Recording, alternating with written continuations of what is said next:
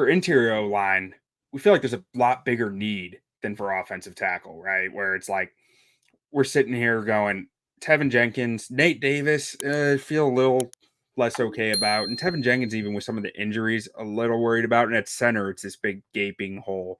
But what do you think is really some of the need on the interior line, Steve? Yeah, I mean, obviously center. Like everyone knows it. The Bears will have a new starting center next year, whether it's in the draft or free agency. But even if they did sign someone in free agency, I would not rule out them drafting a guy maybe on day 3 to kind of be that backup. But I think the guard spot is kind of a sneaky spot where they a sneaky need almost maybe because you have Teven Jenkins, obviously, who's great, but he's injured a lot. And even when he's not injured, this is the last year of his contract. He's a free agent after this year, so you might not be drafting a guy super high with that because you have him in place. But you definitely want to have an insurance policy in case he gets injured, and then also an insurance policy in case he leaves in free agency, and you don't want to then have to be scrambling to replace him next offseason. And then you got Nate Davis on the other side, who dealt with some family issues this year, and that's awful. But he just frankly did not play as well as what he can do. So you drafting a guard gives you some insurance in case he doesn't get back to form and isn't the guy that you thought you were getting when you signed him. And he has 2 more years left of his contract, but he also has an out in his contract after this year. So again, if the Bears don't feel like they're getting the production out of him, they could cut him, and then they have a hole there. So I think guard is really a spot where they're definitely going to want to get someone in the draft. I do think that they're going to lean towards a guy who can maybe play both. You mentioned potentially signing a center in free agency, and I think that's really where my head is at of like maybe because I want more depth on the interior O line, right? And I want more options, more availability because of Nate Davis had availability issues. Teven Jenkins, there are constant availability questions. And to me, the most clear path is signing a veteran center, whether that be the guy from Las Vegas or the guy from Miami I like, but coming off a torn ACL I don't know about.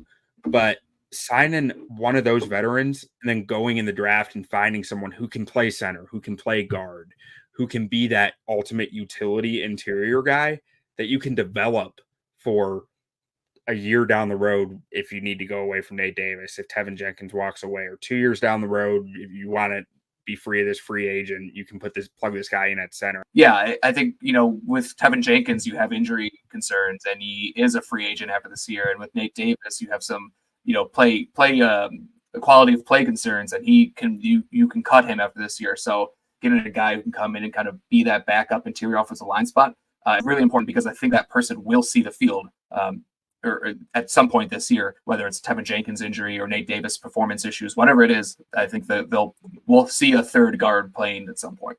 Yeah. And so what type of draft capital do you think the Bears might be looking at spending on the interior O line here? Yeah, I mean, it depends. I mean, we know the Bears are drafted.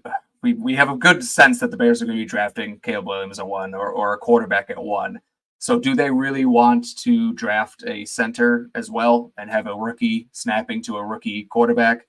I don't think so. So I think they're going to kind of address that position in free agency. And at that point, I don't think there's any guards that are worth selecting in the first round.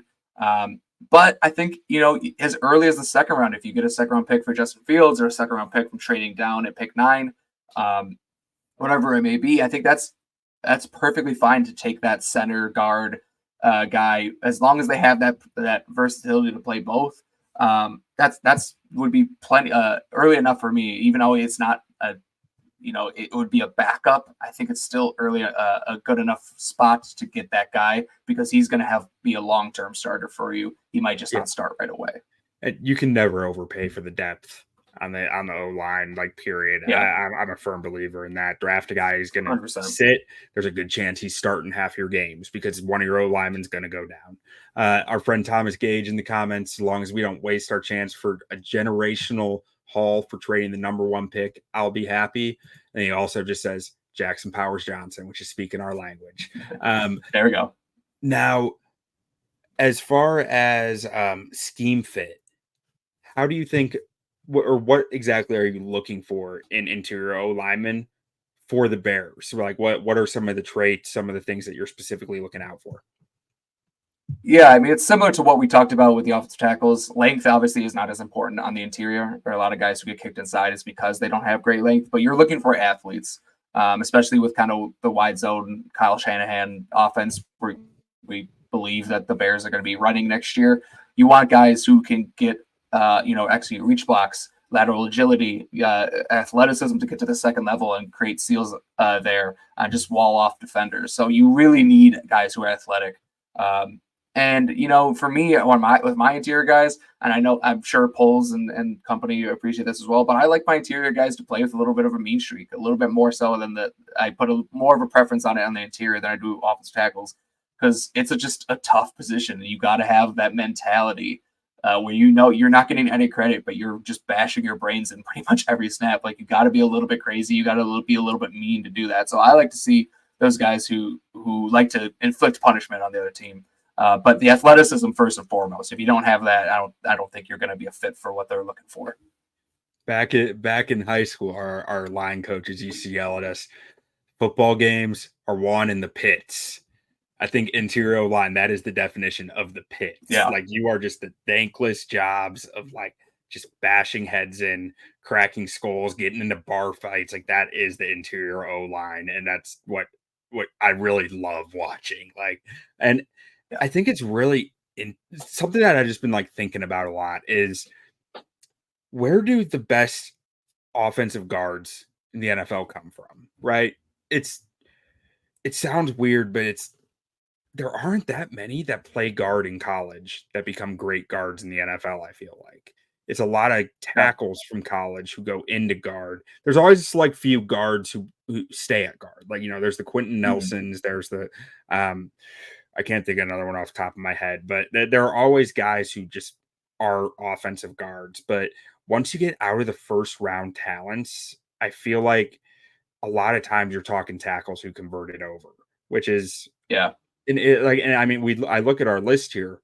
Our list here is maybe one guard, two guards, and the Yeah. rest centers. And it's like centers who can Right. play guard, and we talked about a few on the last show, tackles who could kick inside to guard.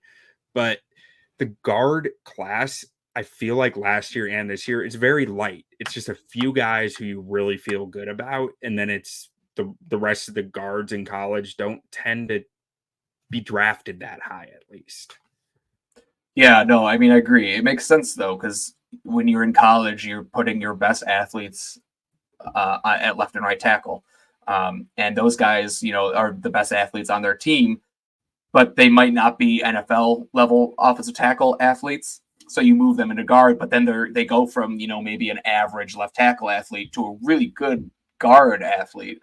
So it makes sense. I mean, that's where when you're growing up in high school, you put your best players on Mhm. tackle. In college, you put your best players at tackle, and then they just slowly move inside as they get to the NFL level. So yeah, I mean that's a very good point. A lot of the guys, um, we talked about some in the last one. We'll talk about some guys here who are making that transition from tackle to guard or center or whatever it is, or guys that if we're talking about strictly interior offensive line guys who can play center and guard because it's tough to be a center only prospect or guard only prospect in the NFL. Especially when you're talking about day 2, day 3 guys, because you need to be able to back up multiple positions. You're not going to be drafted on day 3, or at least not early on day 3 if you can't back up multiple positions. So yeah, a lot of guys making transition here, a lot of versatility that we're going to be talking about.